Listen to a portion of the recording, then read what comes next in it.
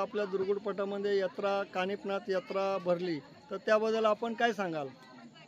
सालाबादप्रमाणे ह्या वर्षी ओम चैतन्य कानिफनाथ यात्रा उत्सव दुर्गुडपट या ठिकाणी हा यात्रा उत्सव त्या ठिकाणी मोठ्या दिमाखात त्या ठिकाणी संपन्न होतो आहे। 1991 सालापासून या कानिफनाथ यात्रेची या ठिकाणी सुरुवात झाली। त्याच्यामध्ये मुंबईकर मंडळी आहेत, काही इथं ग्रामस्थ आहेत, पटातले काही मंडळी आहेत, या सर्वांच्या याच्यामधून सहकार्यातून हा यात्रा उत्सव त्या ठिकाणी मोठ्या दिमाखात संपन्न होतो आहे। 1991 साली पहिले 4-5 वर्ष जर पाहिले तर साध्या स्वरूपामध्ये हा यात्रा उत्सव त्या ठिकाणी संपन्न होत होता। कालांतरानं त्याच्यामध्ये भावनिक भावना त्या ठिकाणी निर्माण झाली आणि त्याच्यातून हा यात्रा उत्सव आज त्या ठिकाणी मोठ्या प्रमाणात वाढत गेला। आज ह्या यात्रा उत्सवामध्ये भरपूर देणग्या, दानशूर व्यक्ती आणि यांच्या सर्व सहकार्यांमधून हा यात्रा उत्सव मोठ्या दिमाखामध्ये त्या ठिकाणी संपन्न होत आहे। दरवर्षी या ठिकाणी माझ्या माहितीप्रमाणे जवळजवळ हा यात्रा उत्सव लाखाच्या आसपास किंवा लाखाच्या पेक्षाही पुढे हा यात्रा उत्सव मोठ्या या ठिकाणी संपन्न होतो आहे।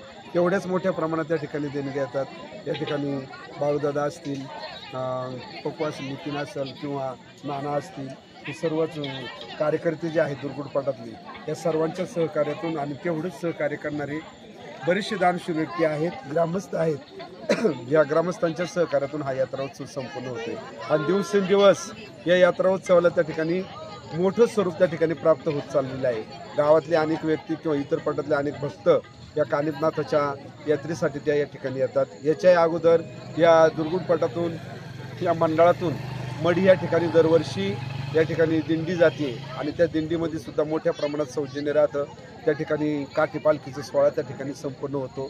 त्या ठिकाणी महाप्रसादाचं आयोजन मढी या ठिकाणी कानिफनाथ किंवा मच्छिंद्रगडावरती त्या ठिकाणी मोठ्या प्रमाणात होतं आणि भाविक भक्त याच्यामध्ये वर्षानुवर्ष किंवा दिवसेंदिवस त्याच्यामध्ये मोठ्या प्रमाणात वाढत आहेत आणि या ठिकाणी हा यात्रा उत्सव संपन्न होतो।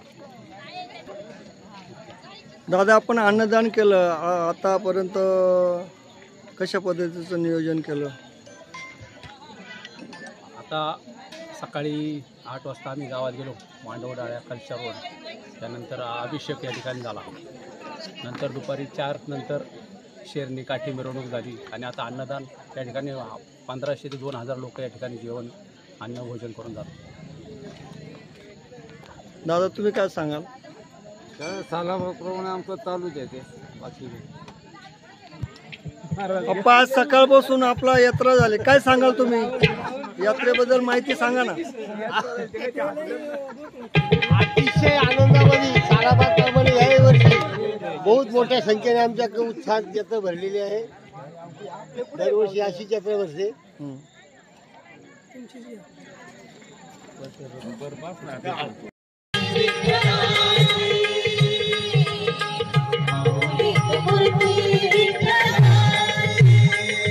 या ठिकाणी मंडळाच्या वतीने सरांचा या ठिकाणी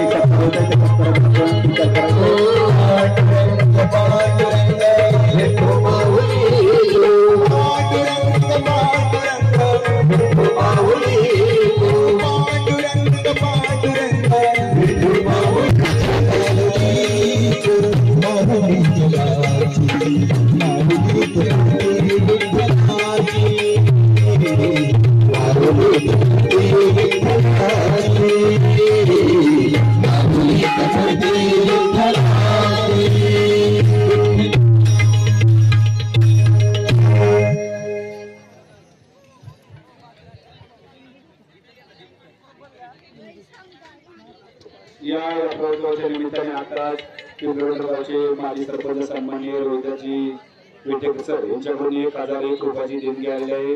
मंडळाच्या वतीने मनपूर्वक